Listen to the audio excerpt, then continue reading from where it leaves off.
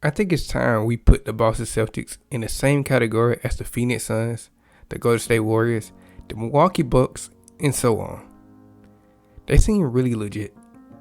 And if you've been keeping up with the playoffs as of late, then you know the Boston Celtics are currently up 2 games on the Brooklyn Nets.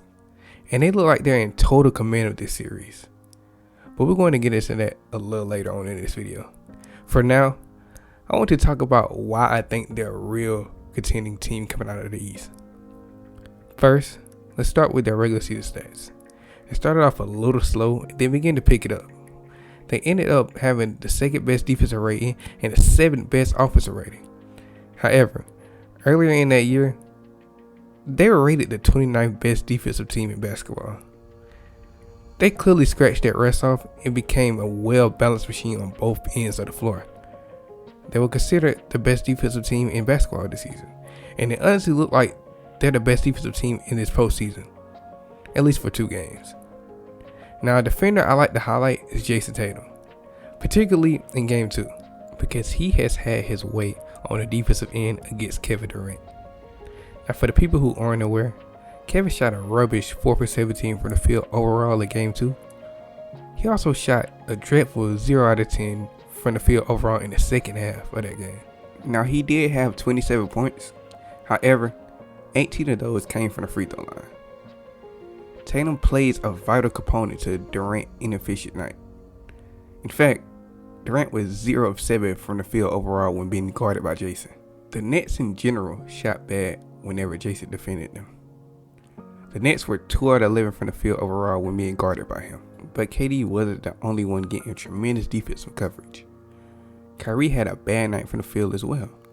He only had 10 points in this game and shot an inadequate 4 of 13 from the field overall.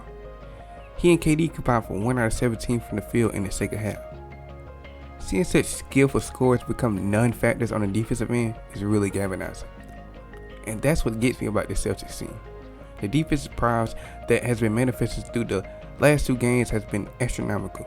And it candidly seems like the Celtics are starting to master the formula for shutting down a Nets team that is sort of too reliant on KD's and Kyrie isolations for offense. Quickly scoring in that 17-point lead sort of solidifies that. Now, also keep in mind that the Boston Celtics has 5 straight wins against the Brooklyn Nets if we're adding in the regular season. This could have something to do with the Celtics' new coach, Ime Udoka. Ime Udoka is very acquainted with Kevin Durant and his playing style. Coach Udoka has played against him for many years on different coaching staffs. He also was the Team USA assistant coach, obviously while KD was playing for them. So that no doubt could play a pivotal facet in Durant's inefficient shooting woes. And another stat that gets me is, going back to the 2019 NBA playoffs, Durant averaged 37 points in games coming off a loss. So you would think coming off an inefficient 9 for 24 shooting night in Game 1, that he was going to have a great shooting night. And then we all seen how that went. Now look, I'm not saying the series is over, because technically the Celtics did what they were supposed to do at home. However, the Boston Celtics are 49 wins to only 2 losses in a 7-game series when being up 2-0. And the Brooklyn Nets are 0 of 12 when being down 0 of 2 in a 7-game series.